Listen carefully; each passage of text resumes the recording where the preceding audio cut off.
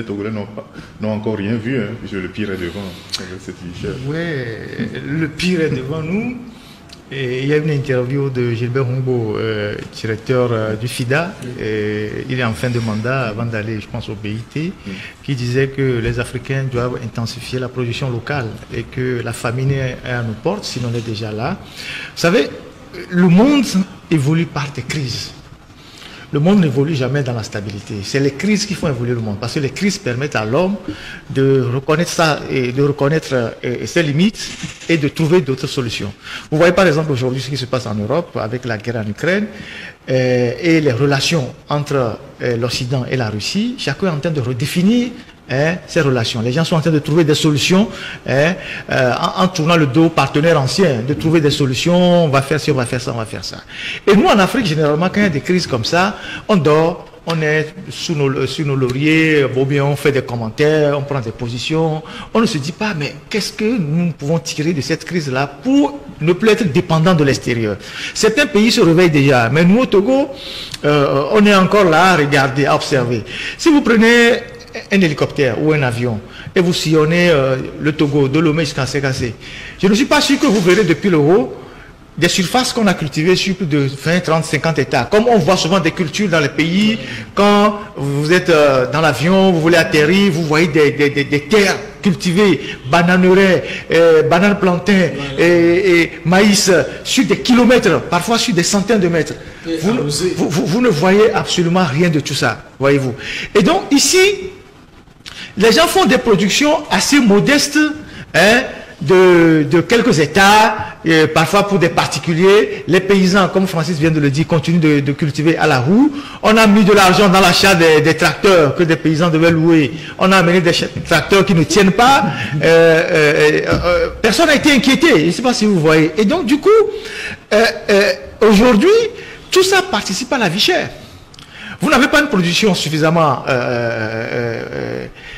vous n'avez pas une production suffisante pour alimenter, pour nourrir vos populations, alors que c'est dans ce pays qu'on a dansé depuis des années animation sur l'autosuffisance révolution verte et animation animation politique sur l'autosuffisance alimentaire. On a dansé dans ce pays pendant des années et là on se retrouve, il n'y a pratiquement rien. C'est les pays voisins qui nous nourrissent. On a certes quelques plantations de riz, il y a la plaine de Diagbélé. On nous a dit qu'on devait faire une culture de riz là-bas, que ça devait couvrir quoi. On a dégagé les gens, on a exproprié les gens. Vous allez aujourd'hui à Diagbélé là-bas, il n'y a rien. Mais ils ont un bâtiment du ministère de l'Agriculture. il n'y a rien. Et pourtant, c'est des milliards qui ont été débloqués par, je crois, la BADEA, la banque, je ne sais pas, un peu sahélienne, arabe là. Et on a monté ce projet avec beaucoup de propagande. À la fin, c'est là-bas, si vous allez à Diagbélé. Même à Gomeglozou. À Gomeglozou. Ils ont fait le système d'irrigation pour la exactement, aussi. Exactement. C'est un échec. C'est un échec. Vous voyez, on a dit, on va faire les agropoles. On connaît les zones où on peut installer les agropoles. Les gens, pour des raisons politiques, ont dit, par exemple à Kara, on sait que bon, il y avait la plaine de Agbassa depuis des années où on cultivait, il y a Bassar qui n'est pas loin. Les gens ont dit non, qu'ils vont mettre l'agropole à Pia, ils ont allé mettre ça, ça n'a pas marché. Ils ont mis ça, c'est pour des raisons politiques. Ils ont dit on va mettre l'agropole à Pia, ils ont mis l'agropole à Pia, ça n'a jamais fonctionné. Je ne sais pas si vous voyez. Et donc, voilà comment nous participons nous-mêmes à appauvrir notre pays. Francis l'a rappelé tout à l'heure, on a mis beaucoup de milliards dans l'agriculture. Les projets, PADAT, PAZA, par quoi, PPAO, même sont finis. C'est sérieux ce qu'on dit. Et vous retrouvez les chefs du projet en ville avec les 4x4, le week-end, ou vous les trouvez à Palimé avec les filles, ou vous les trouvez quand ils veulent voyager, ils sont dans les avions classe affaires. C'est l'Africain, quand il prend l'argent de projet, il prend avion classe affaires. Ou vous les trouvez dans des séminaires interminables. C'est au Togo et en Afrique, dans les pays francophones surtout, qu'on passe toute une année à faire séminaire de renforcement de capacité, séminaire d'adoption de documents, séminaire de quoi, et d'appropriation de documents. Et finalement, l'administration ne sert qu'à faire ça. Et l'administration est devenue même un fruit pour le développement du pays.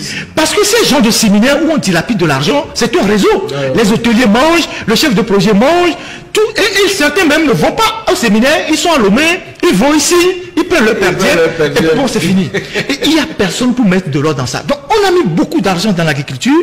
Au bout du compte, on ne peut pas retrouver aujourd'hui des grandes surfaces où on a fait des retenues d'eau qui peuvent permettre aux paysans de faire des cultures de contre-saison, de faire ci, de faire ça. Il n'y a pratiquement rien.